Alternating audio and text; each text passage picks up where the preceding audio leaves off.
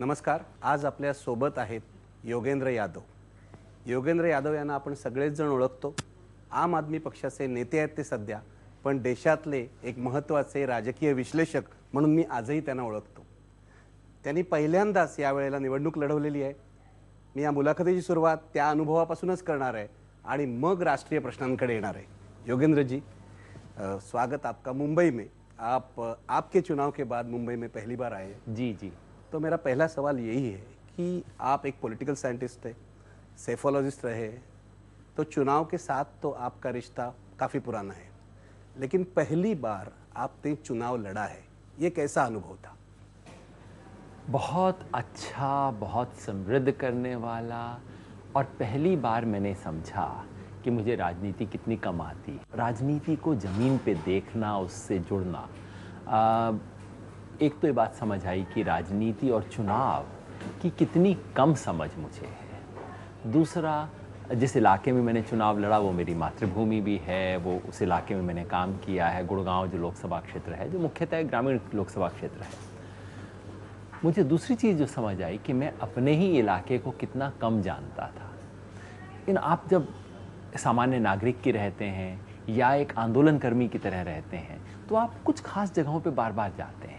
चुनाव मजबूर करता है आपको हर कोने में जाने के लिए, हर तरह के तबके से बात करने के लिए. तो मेरी तो एक तरह से आँख खुल गई. आप कह रहे हैं कि आंखें खोलने वाला अनुभव रहा. क्या था?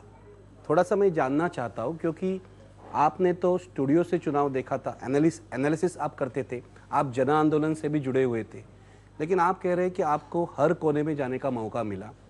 तो किस तरह का एक समाज आपने देखा? चुनाव में जब आप लोगों के पास जाते हैं, क्या कोई अलगपन दिखाई देता है? मैं आपको अपने कॉन्स्टिट्यूंसी का बताऊं.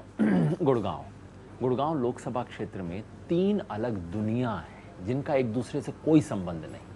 एक तो वो गुड़गांव है जिसकी तस्वीर आप टीवी पे कभी कभी देखते हो, एमएनसी, बड़ी बड़ी बिल्डिंग्स, ये सब केवल 10% वोटर हैं इसके अंदर, और 10% भी बहुत कम वोट डालते हैं. दूसरा, वहाँ का जो ग्रामीण अंचल है जिसको कभी कभी अहीरवाल कह देते हैं, वहाँ सूखी खेती है, बारिश पे आधारित.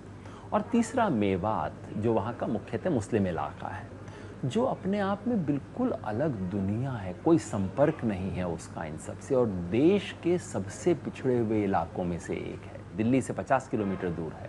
इन तीनों दुनिया को समझना, इन तीनों दुनिया का एक दूसरे से रिश्ता देखना, ये मैंने पहली बार समझा. हम रिट्रोस्पेक्टिव विजडम करते थे, होने के बाद चीरफाड़ पोस्टमार्टम के हम स्पेशलिस्ट हुआ करते थे. राजनीति में आपको स्किल्स चाहिए, समस्या ये है कल तक क्या करना है. तो उस लिहाज से बहुत सीखने को मिला. और कुल मिला के हिंदुस्तान का चुनाव फ्री एंड फेयर है, इसमें कोई शक नहीं है.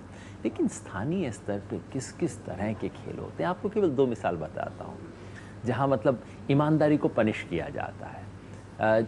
चुनाव, ये आप जानते हैं, पेड मीडिया वाला, पेड न्यूज़ का अब रेगुलेशन आ गया कि पेड मीडिया आप नहीं कर सकते. सारे उम्मीदवार खुल के स्थानीय अखबारों को खरीद रहे थे, इंटरव्यू छप रहे थे, मेरी बातों को एकदम ख़त्म किया जा रहा था. और चुनाव के अंत में किसे पेड मीडिया का नोटिस मिला? मुझे. हमारा एक पैम्फलेट था जिसको हमने बाकायदा अपने खर्चे में दिखाया था. उसके बारे में मुझ पे आरोप लगाया गया कि आप पेड न्यूज़ कर रहे हैं. मैंने कहा इसमें आरोप की बात क्या, ये तो हमारा पैम्फलेट है. तो उसके ऊपर तो सबने मीडिया को खरीदा. जिस एक व्यक्ति ने खरीदा नहीं, उसको पेड न्यूज़ का नोटिस मिला और फाइन लगा. आज आप देखिए चुनाव खर्चे के बारे में. कागज़ पे गुड़गांव कॉन्स्टिट्यूएंसी में सबसे अधिक खर्चा यदि किसी पार्टी ने किया है तो वो है आम आदमी पार्टी, क्योंकि हमने वाइट में किया, सबने दूसरे तरीके ढूंढ रहे हैं.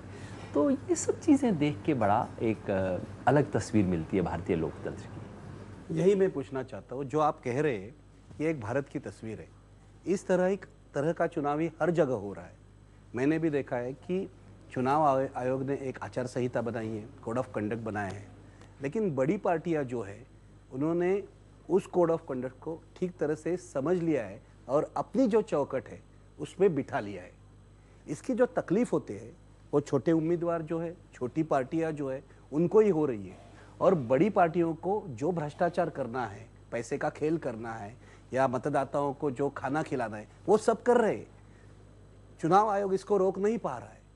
तो क्या समझते हैं आप, ये जो हमने पूरा एक चुनाव आयोग का एक तंत्र बनाया था, इसकी विडंबना हो रही है। जगह जगह ये हो रहा है। महाराष्ट्र के हमारे साथियों ने इतने वॉयलेशंस ढूंढे हैं। छोटा आपको मिसाल देता हूँ, पुणे में सुभाष वारे कैंपेन कर रहे थे और वहाँ जो एक हमाल यूनियन है वो खाना खिलाती है 27 रुपये में। तो उन्होंने कहा हम अपने वर्कर्स को मजदूरों वाला खाना खिलाएंगे 27। चुनाव आयोग ने कहा नहीं, हमारा न्यूनतम दाम 125 रुपये है, आप कुछ भी खिलाइए, आपको 125 रुपये चार्ज किया जाएगा। जबकि वो मतलब मजदूर वाला खाना खा रहे हैं। देश की राजनीति में आदर्श बना रहे हैं, जो आदर्श बना रहा है उसको पनिशमेंट हो रहा है। यहाँ इतने बड़े बड़े होर्डिंग लगे हैं मुंबई में, इसके बारे में हमारे लोगों ने किया, कोई कार्रवाई नहीं। वोटर लिस्ट के इतने मेजर वायलेशंस हो रहे हैं, उसके बारे में कार्रवाई नहीं होती। ये सारी चीज़ें नए कैंडिडेट को, छोटी पार्टियों को, नई पार्टियों को हतोत्साहित करने वाली चीज़ें हैं और उससे कहीं ना कहीं संदेशा ये जाना पड़ जाता है कि भाई यदि चुनाव लड़ना है तो ये सब तिकड़म आपको सीखनी होगी। मुझे उम्मीद है कि किसी न किसी स्टेज पे तो कोई इसका संज्ञान लेगा। लेकिन इस पर क्या होना चाहिए, क्योंकि ये होते आ रहा है। देखिए, हम लोगों ने सेशन का जो पीरियड है वो देखा था। हम लोग हमेशा कहते हैं, ये एक फैशन सा हो गया है कि हमारा जो चुनाव आयोग है वो अच्छा काम कर रहा है। जो आप कह रहे हैं कि बड़े पैमाने पर या मैक्रो लेवल पर अच्छा काम कर रहा है, लेकिन माइक्रो लेवल पर जो भ्रष्टाचार चालू है वो अभी भी चालू है। तो क्या करना चाहिए? क्या चुनाव का जो कोड ऑफ कंडक्ट है उसमें कुछ सुधार लाना चाहिए, या और कुछ जो कानून नहीं है वो कानून बनाना चाहिए? चुनाव आयोग को किसी को पनिश करने का भी अधिकार नहीं है, वो देना चाहिए। क्या करना चाहिए? समस्या ज़्यादातर ये नहीं है कि चुनाव आयोग के पास ताकत नहीं है। समस्या मुख्यतः ये है कि स्थानीय स्तर पे जिन अफसरों के सहारे राज चलता है वो ले दे के तो वही अफसर हैं जिन्हें दिन रात इनकी जी हजूरी करनी है। अब ये महाराष्ट्र में दिखाया है होर्डिंग के बारे में। होर्डिंग की कोई परमिशन नहीं है, इतनी सब चीज़ें। अब इसके बारे में, और बड़ी बड़ी होर्डिंग लगाई हुई है, ऐसी होर्डिंग लगाई गई है जो कि हर हफ्ते 5 लाख जिसकी कॉस्ट है, कैसे लग सकती है वो होर्डिंग? तो ये सब चीज़ें स्थानीय स्तर की हैं और इसके लिए बिल्कुल जो कोड ऑफ कंडक्ट है उसको थोड़ा और टाइटन किया जाना चाहिए। स्थानीय स्तर पे ज़्यादा सुपरविज़न होना चाहिए और इन सब चीज़ों की बाद में पड़ताल होनी चाहिए। यदि कोई अफसर ये पाया जाता है कि उसने एक तरफा काम किया, कुछ सीरियस कंप्लेंट्स को नहीं किया, तो उसके विरुद्ध कार्रवाई होनी चाहिए। एक आखिरी मिसाल आपको और देता हूँ। मेरी कॉन्स्टिट्यूएंसी में मेवात करके एक इलाका है जो है, जैसे मैंने बताया, बहुत पिछड़ा इलाका है। वहाँ चुनाव वाले दिन चूँकि हमने खुल के प्रचार किया था और पहली बार ऐसा लगा कि एक हिंदू कैंडिडेट मुस्लिम वोट ले रहा है, तो वहाँ पे चुनाव वाले दिन बिल्कुल खुल्लम खुल्ला 1980 स्टाइल की बूथ कैप्चरिंग तय कर दिया गया कि इस गांव में इतना सब कुछ होगा। अब हम 10 दिन से चुनाव आयोग को चिट्ठियां दे रहे हैं, प्रूफ दे रहे हैं, सब कुछ दे रहे हैं, अभी तक कोई कार्रवाई नहीं हुई। मीडिया अब व्यस्त है बाकी सब चीज़ें करने में। तो ग्राउंड लेवल पे हमारे लोकतंत्र को सुदृढ़ करने की सख्त ज़रूरत है। जो आंकड़े प्रसिद्ध हुए उसमें 30,000 करोड़ चुनाव में पैसा लगाया है। तो आप कैसे देखते हैं इसको? क्योंकि अगर सबसे महंगा चुनाव हो तो इसमें सारा भ्रष्टाचार का खेल होगा। अगर एक कैंडिडेट को आपने 70 लाख रुपया खर्च करने की अनुमति दी है चुनाव आयोग ने, और एक एक कैंडिडेट कुछ करोड़ रुपया खर्च कर रहा है, बड़ा कैंडिडेट, तो कैसे होगा? ये कैसे रुकेगा? ये 70 लाख वाली चीज़ तो मजाक है। नरेंद्र मोदी की एक रैली पे उतना खर्चा होता है जितना कि कैंडिडेट के पूरे प्रचार से ज़्यादा होता है। अब वहाँ एक लीगल लूप होल है जिसको बंद किए बिना काम चलेगा नहीं। पार्टी के खर्च पे कोई सीमा नहीं है, कैंडिडेट के खर्च पे सीमा है। आपका मतलब ये है पार्टी जो चाहे वो खर्च कर सकती है? बिल्कुल, कानून में 1,000 करोड़, 1,500 करोड़। जी हाँ, पार्टी 1,500 करोड़ रुपया खर्च कर सकती है मुंबई शहर में, बशर्ते कि किसी कैंडिडेट का फोटो उस पर ना लगाया जाए। तो ये जो राहुल गांधी के सारे बोर्ड होर्डिंग हैं, नरेंद्र मोदी के होर्डिंग, और ये पूरा देश को पाट रखा है, तो ये चुनाव के खर्चे में नहीं आएगा? नहीं आता। यही तो सबसे बड़ा स्कैंडल है इस चीज़ का। और अगर एक्चुअली आप डालने लगें, देखिए इस वक्त क्या हो रहा है, ये चुनाव हिंदुस्तान के इतिहास में सबसे बड़ा पब्लिक रिलेशंस कॉन एक्सरसाइज है। इससे बड़ी जनता को बेवकूफ़ बनाने की एक्सरसाइज कभी नहीं हुई है। टीवी पे राहुल गांधी और नरेंद्र मोदी के जिस तरह के विज्ञापन आ रहे हैं, इसके बारे में कोई नियम नहीं है। ये विज्ञापन उस दिन भी आते हैं जिस दिन चुनाव हो रहा होता है। अखबारों के अंदर आप देखिए, जिस दिन सुबह चुनाव होगा, मुंबई में आप देखेंगे जिस दिन सुबह चुनाव होगा, सारे मुंबई के अखबार केवल विज्ञापन से भरे होंगे, उस पर कोई नियम नहीं है। और यदि हम एक पर्चा बना के बांट दें तो हमारे पे कानून की पाबंदी है। तो जिसके पास ज़्यादा पैसा है उस पे कोई नियम नहीं है, जिसके पास कम पैसा है उस पे सारे नियम हैं। ये जो चुनावी खर्चे वाली चीज़ है, ये जब तक ठीक नहीं होगी तब तक हम अमेरिका की दिशा में बढ़ रहे हैं। अमेरिकी लोकतंत्र का सबसे दुखद और त्रासद पहलू ये है कि अगर आपके पास 600-700 मिलियन डॉलर नहीं होते तो आप चुनाव लड़ने की सोच नहीं सकते, और हिंदुस्तान में भी यही हो रहा है।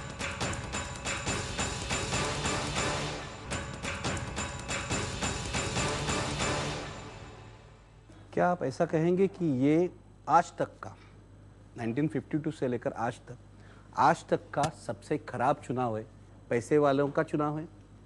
एक तरफ कॉरपोरेट्स है, दूसरी तरफ पॉलिटिशियंस है, इनका एक अलायंस, अनहोली अलायंस जिसे कहते हैं, वो हो गया है।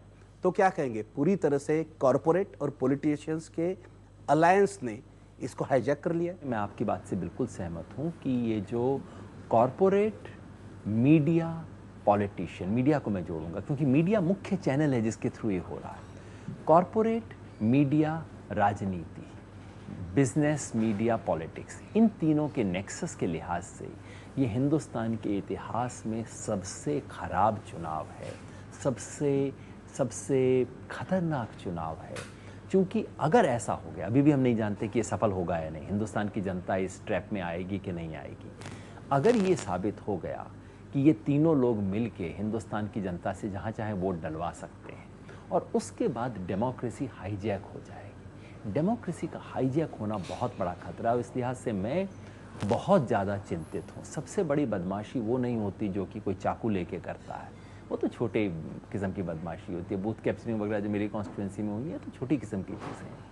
ये जो डेमोक्रेसी को सभ्य सूट में बैठे हुए लोग एयर कंडीशन कमरों में बात करके सहज तरीके से जो हाईजैक कर लेते हैं, वो सबसे खतरनाक चीज़ है, और वो हो रही है इस बार। तो इस पर उपाय क्या है, कैसे रोके इसे?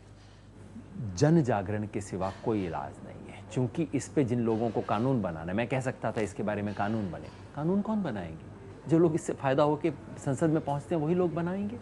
तो जिस तरह से जन लोकपाल का आंदोलन हुआ, भ्रष्टाचार के खिलाफ आंदोलन हुआ, वैसे ही इस लोकतंत्र में जो गहरा भ्रष्टाचार की संभावना है, जो हो रहा है, उसके बारे में कानून बनना चाहिए। उस कानून के लिए जन चेतना बनानी होगी, उसके लिए जन संघर्ष करना होगा, उसके लिए एक्सपोज करना होगा इन सब चीज़ों को। आम जनता को पता भी नहीं है। लोग हमसे पूछते हैं, अरे भाई टीवी पे आपकी बात नहीं आती, आप लोग बोला करो ना। मैं हंसता हूँ, मैं कहता हूँ कि भाई दिक्कत ये नहीं है कि हम बोलते नहीं हैं, दिक्कत ये है कि हमें दिखाया नहीं जाता। सहज लोग बड़े सहज भाव से पूछते हैं, जी वो नरेंद्र मोदी की का वो आया था विज्ञापन, आप अपना विज्ञापन क्यों नहीं देते? उन्हें समझ नहीं आता कि ये कितने सैकड़ों करोड़ रुपए का खेल है। तो जब तक हम इन चीज़ों के बारे में जन चेतना नहीं बनाएंगे, आंदोलन नहीं बनाएंगे, तब तक लोकतंत्र सुदृढ़ कैसे होगा? लेकिन क्या आपकी पार्टी, क्योंकि अभी आप आम आदमी पार्टी के नेता भी है, आपकी पार्टी ये जो मुद्दा है चुनाव सुधार का, इलेक्टोरल रिफॉर्म्स का, उठाएगी चुनाव के बाद? क्योंकि हर पार्टी, हर दल भूल जाता है और फिर एनजीओज करते रहते हैं। कोई पॉलिटिकल पार्टी चुनाव सुधार का मुद्दा इलेक्शन के बाद नहीं उठाती। निखिल भाई, हर हालत में हमने तो चुनाव से पहले भी उठाया। चुनाव, हमारी मैनिफेस्टो में भी चुनाव सुधार एक मुख्य हिस्सा है, और चुनाव के बाद निश्चित ही देश के जितने भी भले नागरिक हैं, उन सब नागरिकों को, संगठनों को बैठा के हम कहेंगे कि देखिए क्या हो रहा है, अनुभव उनके साथ शेयर करेंगे।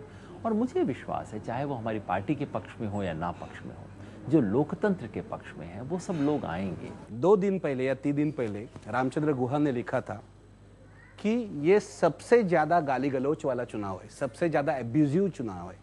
उन्होंने तो लिखा था 77 के चुनाव में ऐसी गालियाँ, ऐसा एब्यूज हमने नहीं देखा था। क्या, कैसे देखते हैं आप इसको?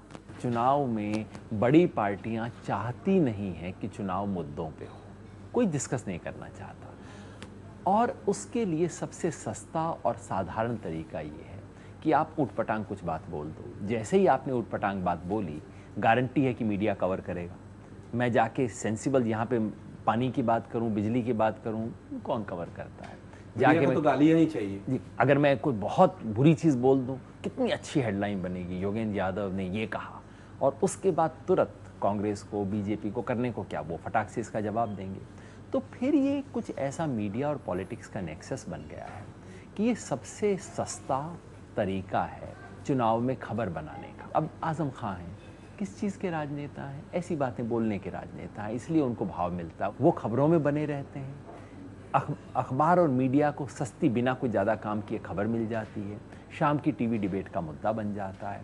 मुझे 2-3 चुनावों से पिछली बार लग रहा है कि न सिर्फ राजनीतिज्ञ इस चीज़ को गिरा रहे हैं, बल्कि मीडिया इसे उठा रहा है। मीडिया भी जिम्मेदार है। मीडिया जिस तरह से इन चीज़ों को उछालता है, यही तो राजनेताओं को मौका देते हैं।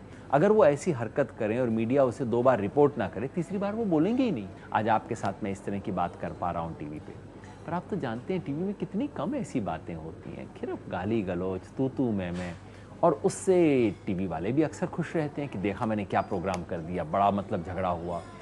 ये सारा तरीका है हमारे लोकतंत्र में संवाद को साइडलाइन करने का। योगेंद्र जी, ये आप जो कह रहे हैं, मीडिया को आप दोष दे रहे हैं, राजनेताओं को दोष दे रहे हैं, कॉरपोरेट्स को दोष दे रहे हैं, आप सही है। लेकिन इसका सबसे बड़ा दोष जो है, जो मतदाता है, जो आम जनता है, उनके ऊपर नहीं जाता। क्योंकि आप जो कह रहे हैं, जो गाली गलौच है, जो झगड़ा है, आम जनता भी टीवी पर यही देखना चाहती है। एक राजनेता है, किसी को गाली दे रहा है तो लोग कहते हैं हम बार बार दिखाएं क्योंकि इसको टीआरपी मिल रहा है। अगर एक नेता है, अच्छा भाषण कर रहा है, मुद्दों पर बोल रहा है, तो उसको नहीं दिखाते क्योंकि लोग नहीं देखना चाहते। तो ये कितने साल चलेगा कि इस देश की जो जनता है, मतदाता है, जिसके पास पैसा है, मतदाता उसको वोट दे रहा है, जो दारू बांट रहा है, जो खाना खिला रहा है, मतदाता उसको वोट दे रहा है। तो हम ठीक है, राजनेताओं को हम गालियां दे, राजनेताओं पर आलोचना करें या मीडिया पर आलोचना करें, कॉर्पोरेट्स पर आलोचना करें, लेकिन क्या ये आम जनता जो है, जिसको हम कहते हैं ये बड़ी, इसके पास बड़ी ताकत है, वो जिम्मेदार नहीं है? आम जनता आप मेरे जैसा आम व्यक्ति होता है जो कि कुछ अच्छा करना चाहता है, लेकिन बहुत बड़ा जोखिम अपने जीवन में लेना नहीं चाहता। उसके पास एक छोटा सा मेन्यू होता है, ये चुनो या ये चुनो या ये चुनो। अगर उन्हें उन तीनों में से एक आधा कोई अच्छा व्यक्ति मिलता है तो आम लोग अच्छे की तरफ जाते हैं। लेकिन अगर उसको विकल्प ही मुख्यतः ऐसे लोगों में से मिले जहाँ कुछ खास चुनने को है नहीं, तो फिर अपनी जाति भी देखता है, वो अपना बिरादरी देखता है, हाँ कुछ छोटे मोटे फ़ायदे मिलें तो वो भी चीज़ों को देख लेता है। आम जनता का जो चरित्र है वो भी एक मायने में कुल मिला के राजनीतिक संस्कृति से बनता है। आंदोलन कहीं होता है, आम जनता का चरित्र ऊपर उठता है, आंदोलन दब जाता है, आम जनता फिर साधारण चीज़ों में लग जाती है। और ये जो टीआरपी वाली बात है, मैं पूरा सहमत नहीं हूँ। आपके शो इतने पॉपुलर हैं महाराष्ट्र में, क्यों है? आप तो झगड़ा नहीं करवाते। हिंदी में मैं जानता हूँ ऐसे कई लोग हैं, हमारे भाई रवीश हैं जो बहुत सेंसिबल चीज़ें करते हैं और वो काफ़ी पॉपुलर रहते हैं। मैं कई बार समझता हूँ कि ये एक सस्ती पत्रकारिता भी रहती है। और जरूर हर जगह इजी वे आउट जिसको कहते हैं, मतलब कुछ काम करना नहीं है, 2 लोगों को बैठा के लड़ाई करवा दी, समझने की ज़रूरत नहीं है, कुछ काम करने की ज़रूरत नहीं है। लेकिन गंभीर पत्रकारिता, गंभीर बातचीत के लिए जगह है, लोग सुनते हैं। इतने लोग मुझे रोक रोक के कई बार बोलते हैं जगह जगह पे, आप सही बात कहते हो। मैं तो कभी गाली गलौज करता नहीं हूँ। तो कहीं ना कहीं इसके लिए जगह है, हमें बनानी पड़ेगी इसके लिए जगह।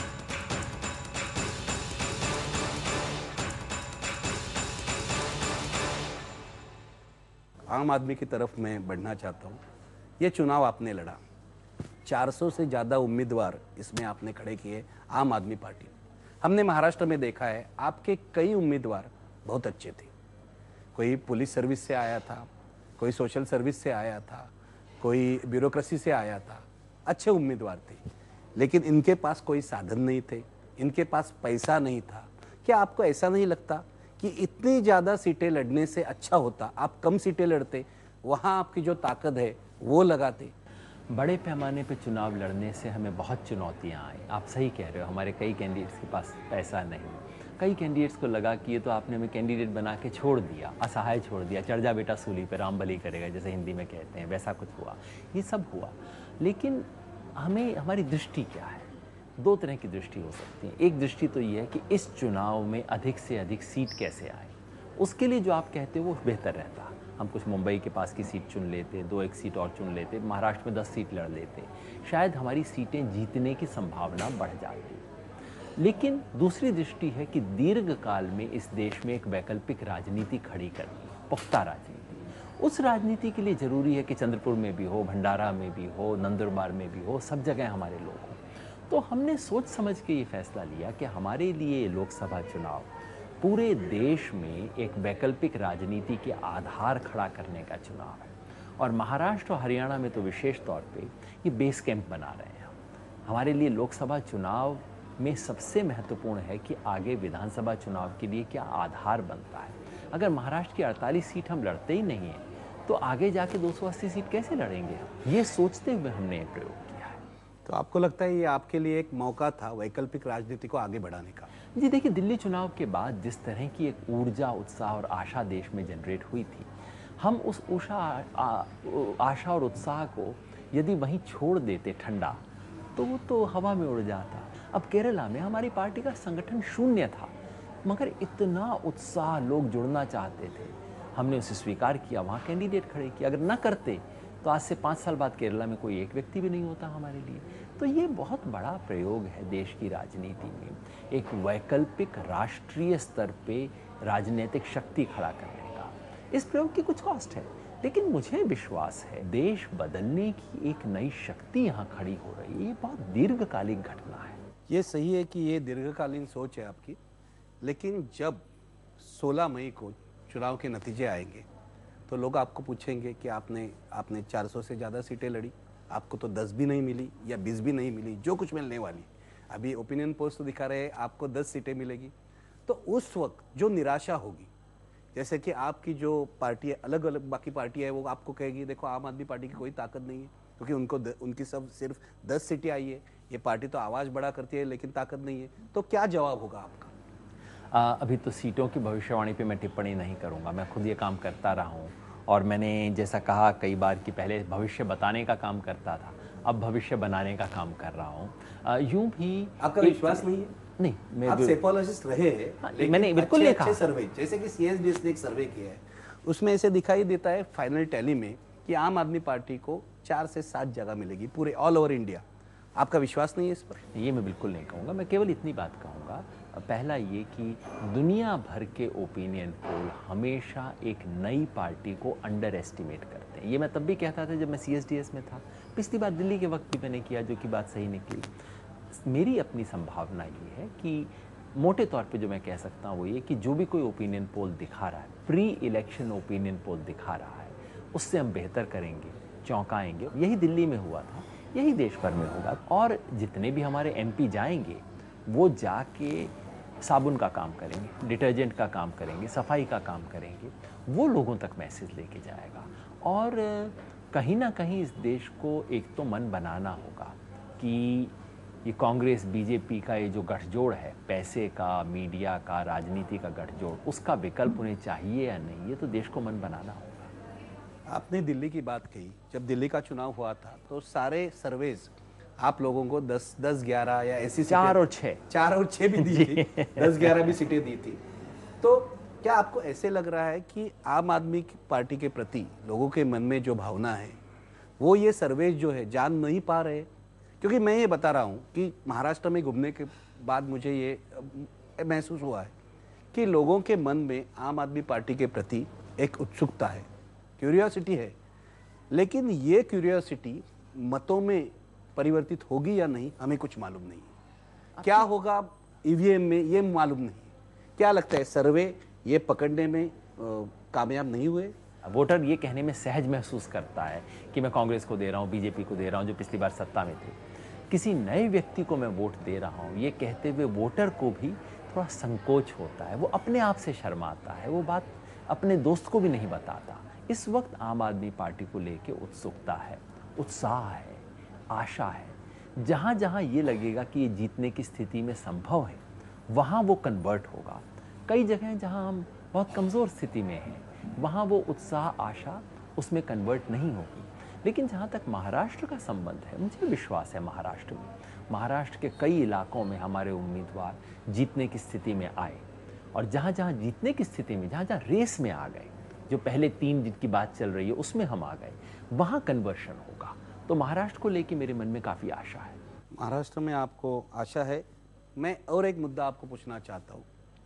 मैंने ये सुना, मैंने जितने शोज़ किए अलग अलग सिटीज़ में, नागपुर से लेकर मुंबई तक, एक ही सवाल आता था और जो आपके कैंडिडेट को पूछा जाता था कि जैसे अरविंद केजरीवाल दिल्ली में इस्तीफा देकर भाग गए, वैसे तो आप भाग नहीं जाओगे। क्या आपको लगता है ये बड़ी गलती हो गई कि लोगों के मन में ये भावना है कि ये तो अच्छी पार्टी थी, दिल्ली में सरकार अच्छी कर रही थी, लेकिन ये लोग तो इस्तीफा देकर भाग गए? ये मतदाता के मन में कहीं ना कहीं है, ऐसा मुझे लगता है। क्या लगता है, ये गलती हो गई?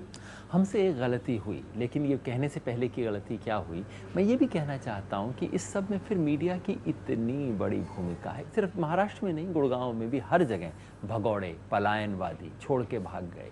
ये जिस तरह से मीडिया ने किया और उसके बाद बीजेपी ने जिस तरह से, बीजेपी का प्रचार तंत्र इतना ताकतवर है, उस तंत्र ने सब प्रचार किया। लेकिन इसका मतलब ये नहीं कि हमसे गलती नहीं हुई। आपको ये मंजूर है कि आपसे गलती हो? हमसे गलती क्या हुई मैं बताता हूँ।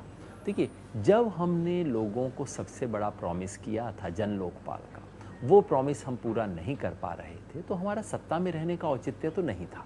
हमें बीजेपी कांग्रेस वाला काम तो नहीं कर सकते। कांग्रेस कहती थी गरीबी हटाओ, गरीबी हटी नहीं, कांग्रेस भी नहीं हटी। बीजेपी कहती थी मंदिर वहीं बनाएंगे, मैं तो बिल्कुल उसके पक्ष में नहीं हूँ, लेकिन उनका वायदा था ना। 5 साल तक बात भी नहीं की कि मंदिर कहाँ बनाएंगे, कब बनाएंगे, फिर भी सत्ता में बने रहे। आम आदमी पार्टी तो ये नहीं कर सकती। अगर हमने वायदा किया है, हम नहीं कर पा रहे, हमें तो छोड़नी थी। लेकिन हमें जनता को पहले विश्वास में लेना चाहिए था। जिस तरह से सत्ता में जाते वक्त हमने समय लिया, जनता का मानस बनाया, जनता के सामने रखा, इसी तरह से सिर्फ मानस बनाना नहीं, सारे तथ्य हमें जनता के सामने रखने चाहिए थे, जनता से पूछना चाहिए था। और अगर वो कहते कि नहीं 2 महीना ठहर जाओ, तो फिर हमें 2 महीना ठहर भी जाना चाहिए। तो ये गलती हो? बिल्कुल गलती हुई। जब आपने सरकार बनाई तब जनता से पूछा था, जब इस्तीफा दिया तब जनता से पूछा नहीं, ये आप मानते हैं कि? आज मुझे महसूस होता है कि हमें मानस बनाने की कोशिश करनी चाहिए थी। मेरी राय आज भी ये है कि इस्तीफे के अलावा हमारे पास कोई रास्ता नहीं था। लेकिन लोकतंत्र है, जनता के साथ बेहतर संवाद, उनकी आवाज़ अगर आती, अगर उसके लिए हमें कुछ दिन इंतज़ार करना पड़ता तो हमें करना चाहिए था। तो इस तरह की आलोचना ना होती और इस तरह की एक छवि ना बनती लोगों के मन में। लोग बाकी सब बातें भूल जाते हैं कि हमारे पास तो मेजॉरिटी थी नहीं। तो इस तरह का ये जो प्रचार तंत्र है सफल ना होता अगर हमने ये सब किया होता।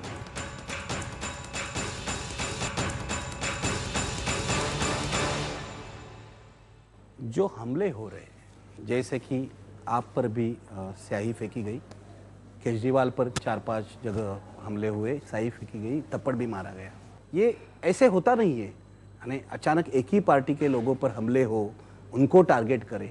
क्योंकि हम जब टेलीविज़न पर डिबेट शोज करते हैं, उनमें भी हम देखते हैं कि आम आदमी पार्टी के तरफ जो एक मन में, इनके मन में जो गुस्सा है, यानी दूसरे पॉलिटिकल पार्टीज के मन में, कांग्रेस के मन में या बीजेपी, ज़्यादातर बीजेपी के मन में, तो लगता है ये कोई अलग सी बात है कि आम आदमी पार्टी क्यों टारगेट हो रही है।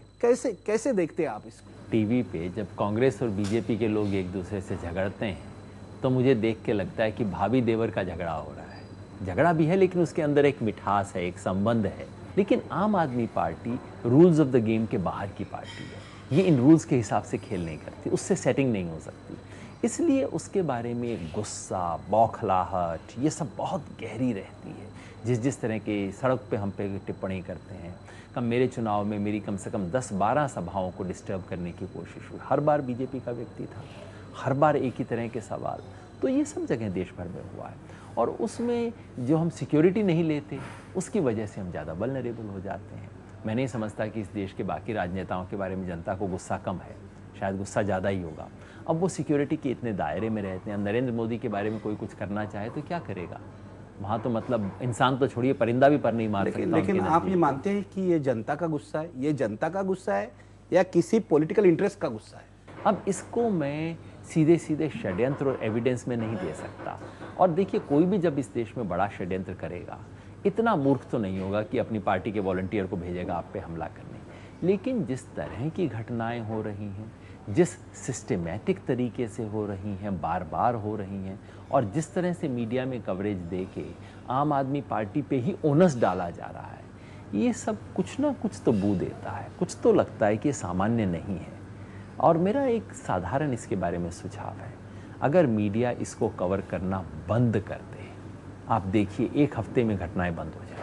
दूसरा एक सवाल है जो आलोचक आपको पूछते हैं या आलोचक आप पर आलोचना करते हैं कि आम आदमी पार्टी की दूसरी ये गलती है कि अरविंद केजरीवाल वाराणसी में गए और वहाँ चुनाव लड़ना वो चाहते हैं, वो कहते हैं ये वेस्ट ऑफ मनी है, वेस्ट ऑफ एनर्जी है, इससे ज़्यादा अच्छा होता कि वो अपनी पार्टी जो है वो बिल्ड करने में अपनी ताकत लगा देते। मैं इससे सहमत नहीं हूँ। मैं समझता हूँ जब हमने शीला दीक्षित जी के खिलाफ चुनाव लड़ने का फैसला किया था तो तमाम समझदार लोगों ने कहा था कि ये बेकार की बात है। मैं आपको ईमानदारी से बताऊँ, मैंने भी कहा था, मैं उस समय अमेरिका में था, मैंने फ़ोन करके अरविंद से कहा, वो ये मान नहीं रहा था कि शीला दीक्षित हार सही जाएगी। बात है। मैं आपको कह रहा हूँ, मैंने फ़ोन करके अरविंद को बोला, अरविंद ये क्यों फंस रहे हो इसके अंदर। लेकिन अरविंद शीला दीक्षित के खिलाफ लड़े, उससे ये साबित हुआ कि कांग्रेस का ले दे के अगर कोई एक मुकाबला कर सकता है तो आम आदमी पार्टी है। ये बात स्थापित हुई। काफ़ी समय के लिए चुनाव में बीजेपी बिल्कुल साइड लाइन हो गई थी। यहाँ आम आदमी पार्टी क्या दिखा रही है? आम आदमी पार्टी देश के सामने स्पष्ट संदेश दे रही है कि नरेंद्र मोदी आज जो खतरा है देश के लिए, और केवल भ्रष्टाचार की वजह से नहीं, पूरा उनका जो आचार रहा है उसकी वजह से, उस खतरे का मुकाबला इस देश में आज कोई एक पार्टी कर सकती है तो वो आम आदमी पार्टी है। अरविंद कोई काम केवल नाम के वास्ते नहीं करते हैं। चुनाव गंभीरता से लड़ा जा रहा है, गंभीर चुनाव हो रहा है, और नरेंद्र मोदी जी को कुछ तो समझ आएगा कि बनारस में जाने का क्या मतलब है। आपने अभी कहा कि नरेंद्र मोदी देश के लिए खतरा है। बहुत सारे जो उदारवादी लोग हैं वो ये मानते हैं कि नरेंद्र मोदी देश को खतरा है, लेकिन दूसरी तरफ से एक सवाल आ रहा है, कांग्रेस सरकार जो है या यूपीए सरकार जो है वो पूरी तरह से नाकामयाब रही है। लोगों को कोई तो विकल्प चाहिए, तो आज देश में जो विकल्प है वो भाजपा दे रहा है, एनडीए दे रहा है, तो उनकी सरकार शायद बन सकती है। पोल्स भी यही दिखा रहे हैं। आपको ऐसे नहीं लगता, लोग ये सवाल पूछ रहे हैं कि नरेंद्र मोदी को बदलने का, सुधरने का एक मौका देना चाहिए, या आप नहीं मानते वो बदल सकते हैं? नरेंद्र मोदी इस देश के लिए बहुत बड़ा खतरा है, सबसे बड़ा खतरा है, और उस खतरे को देश के ऊपर लादने का पाप यदि किसने किया है तो कांग्रेस ने किया है। ये कांग्रेस का निकम्मापन है, कांग्रेस का जो तथाकथित सेकुलरिज्म है उसका ढोंग और पाखंड है, जिसकी वजह से नरेंद्र मोदी जैसा व्यक्ति इस देश में इतना महत्वपूर्ण दिख रहा है। मनमोहन सिंह ने जिस तरह से सरकार चलाई, उसके बाद तो कोई भी व्यक्ति जो अपनी छाती ठोक के आएगा वो लोगों को कुछ तो अच्छा दिखेगा। क्या नरेंद्र मोदी बदलेंगे?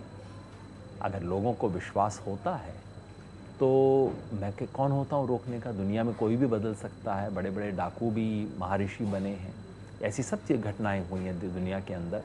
लेकिन क्या ऐसे व्यक्ति को पहले बदलने का इंतज़ार करना चाहिए, फिर इस देश का महत्वपूर्ण पद देना चाहिए, या कि इस देश का सबसे महत्वपूर्ण पद देने के बाद आप उम्मीद करें कि वो बदलेंगे?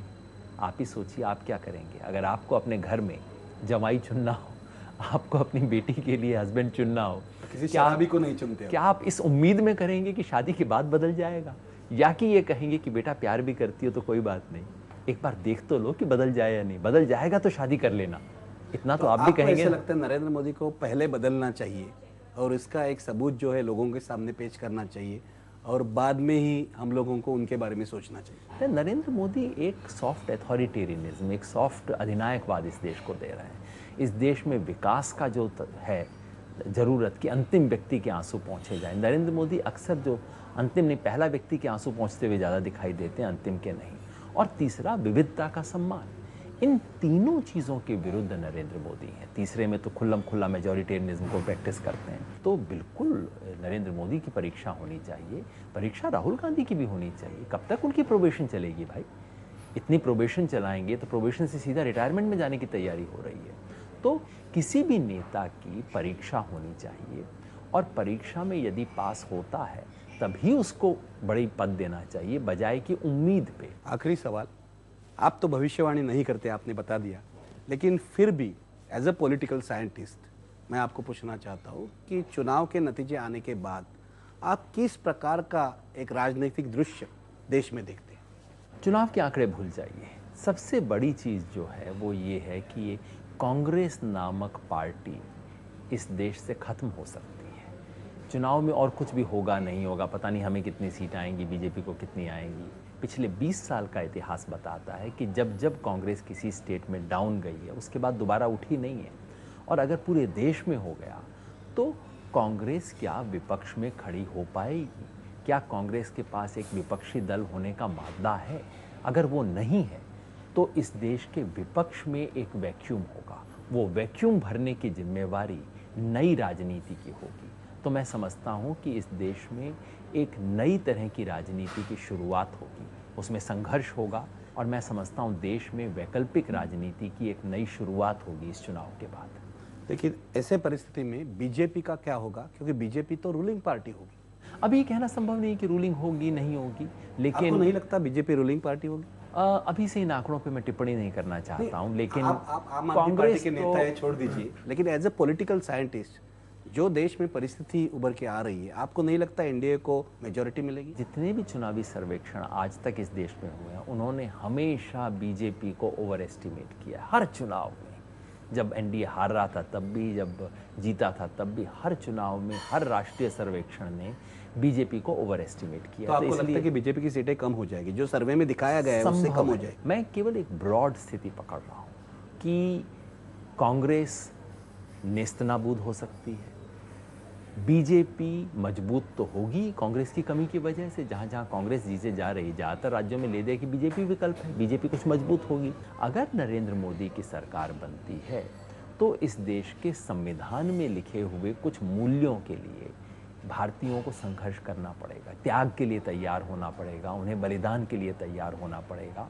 जैसे इमरजेंसी के विरुद्ध संघर्ष इस देश की राजनीति का एक स्वर्णिम अध्याय था, वैसे ही ये एक और मौका बन सकता है। जो लोग भारत के सपने को बचाना चाहते हैं, उन्हें हमारे संविधान में लिखे हुए मूल्यों के लिए सड़क पे संघर्ष करना पड़ेगा और वो इस देश का बहुत बड़ा आंदोलन होगा, बहुत बड़ी लड़ाई होगी और भारत के भविष्य का फैसला उस लड़ाई से होगा। योगेंद्र जी, बहुत बहुत शुक्रिया। Thank you very much.